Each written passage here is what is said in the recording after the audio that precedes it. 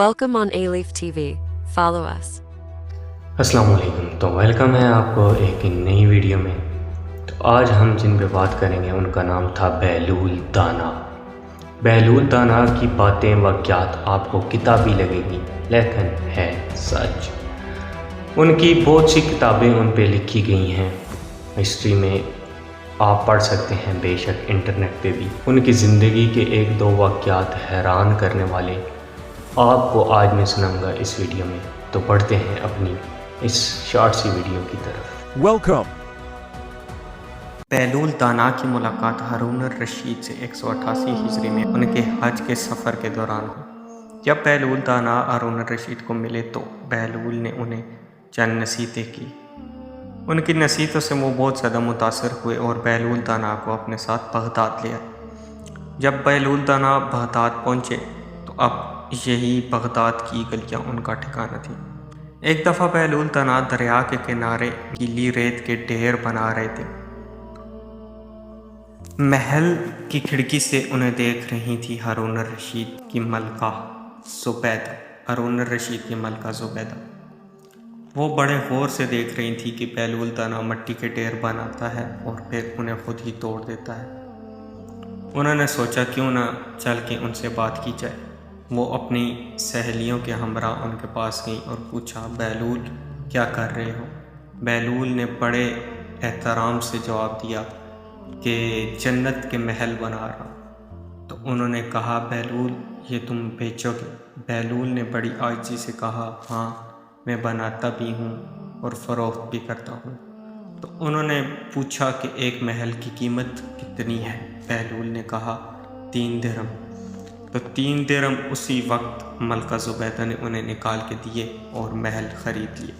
یہی بات انہوں نے آ کے اپنے شوہر خلیفہ ہارون الرشید سے کی۔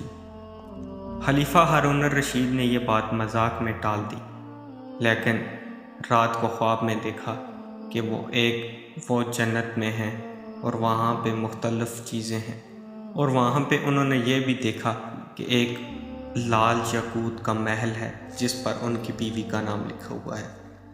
انہوں نے سوچا کیوں نہ اندر جا کے دیکھتا ہوں، میری بیوی کا محل ہے۔ وہ جیسے ہی دروازے پر پہنچے تو انہیں دربان نے روک لیا اور کہا کہ آپ اندر نہیں جا سکتے۔ انہوں نے کہا کیوں نہیں؟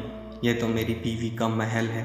تو انہوں نے کہا یہاں کے دستور الگ ہے، یہاں جس کا محل پہ نام ہوتا ہے صرف وہی جا سکتا ہے۔ جیسے ہی دربان نے انہیں پیچھے کیا تو ان کی آنکھ کھل گئی اور وہ پوری رات بے چینی میں جاگتے رہے اور صبح اٹھ کے بہلول دانا کو ڈھونڈنے لگ گئے۔ ڈھونڈتے ڈھونڈتے دریا کے کنارے پر پہنچے اور دیکھا بہلول ایک جگہ پر اسی طرح ہی مٹی کے ڈھیر بنا رہا ہے، مٹی کے محل بنا رہا ہے، ریت کے محل۔ تو وہ بہلول کے پاس گئے اور پوچھا کہ کیا کر رہے ہیں؟ انہوں نے پھر وہی جواب دیا کہ جنت کے محل بنا رہا ہوں۔ انہوں نے بہلول سے کہا کہ کیا تم بیچو گے؟ بناتا بھی ہوں اور فروخت بھی کرتا ہوں۔ ہارون الرشید نے کہا کہ ایک محل کی قیمت کتنی ہے؟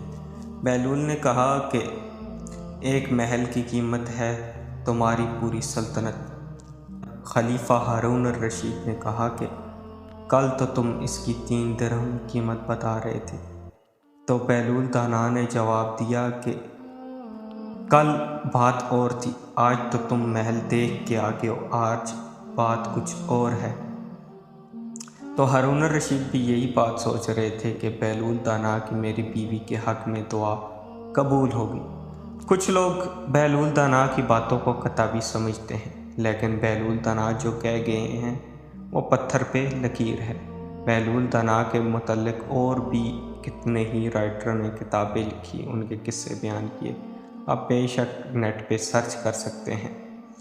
جیسے ہی انہوں نے کہا کہ کل تم 3 درہم میں بیچ رہے تھے، اس کی قیمت تمہاری پوری سلطنت ہے، تو خلیفہ ہارون الرشید نے کہا کہ ٹھیک ہے، تم میری پوری سلطنت لے لو، لیکن مجھے یہ ایک محل چاہیے۔ تو بہلول دانا نے کہا کہ 3 درہم میں ہی آپ کو میں دے دیتا ہوں، سلطنت کیسے سنبھالوں گا؟ دنیا برائیوں سے بھری ہوئی ہے اور میں سلطنت نہیں سنبھال سکتا۔ تو اسی طرح ایک دفعہ بہلول دانا بازار میں بیٹھے ہوئے تھے اور کچھ لوگ ان کے پاس کھڑے تھے۔ ایک بندہ دور سے آیا اور پوچھنے لگا، بہلول آپ کیا کر رہے ہیں یہاں؟ انہوں نے بڑی عاجزی سے جواب دیا کہ لوگوں کی رب سے صلح کرا رہا ہوں۔ تو اس نے پوچھا کہ کیا بنا؟ انہوں نے کہا کہ آج رب مان رہا ہے لیکن یہ بندے نہیں مان رہے۔ تو انہوں نے کہا بہلول کچھ ہو ہی جائے گا، رب مان رہا ہے لیکن بندے نہیں مان رہے۔ پھر کچھ عرصے بعد وہی شخص نے بہلول کو دیکھا ایک قبرستان میں بیٹھے ہوئے اور پوچھا کہ بہلول یہاں کیا کر رہے ہو؟ تو انہوں نے پھر عاجزی سے جواب دیا اطمینان سے کہ رب کی لوگوں کے ساتھ صلح کرا رہا ہوں۔ تو اس نے پوچھا کہ کیا بنا؟ انہوں نے کہا کہ آج رب نہیں مان رہا، بندے تو مان گئے ہیں۔ تو اسی وجہ سے یہ دنیا تو برائیوں کی جڑ ہے۔ اب بھی لوٹ جائیں اگر ہم اپنے رب کی طرف، تو بعد میں ہمیں کسی چیز کا کوئی بھی پچھتاوا نہیں ہوگا۔ آج سے ہی آپ اپنے آپ کو اللہ کے سپرد کر دیں۔ بے شک اللہ کی ذات پہ بھروسہ ہی سب کچھ ہے۔ تو ملتے ہیں آپ کو ایک نیکسٹ امیزنگ واقعے میں۔ یہ ہمارا سلسلہ چل رہا ہے واقعات کا، 5-6 ویڈیو اس پہ آئیں گی، روز نیو اپڈیٹ آتی رہتی ہے، ہمارے ساتھ بنے رہیے گا۔ تب تک کے لیے اللہ حافظ۔ Thanks for watching, like, shared, and subscribe.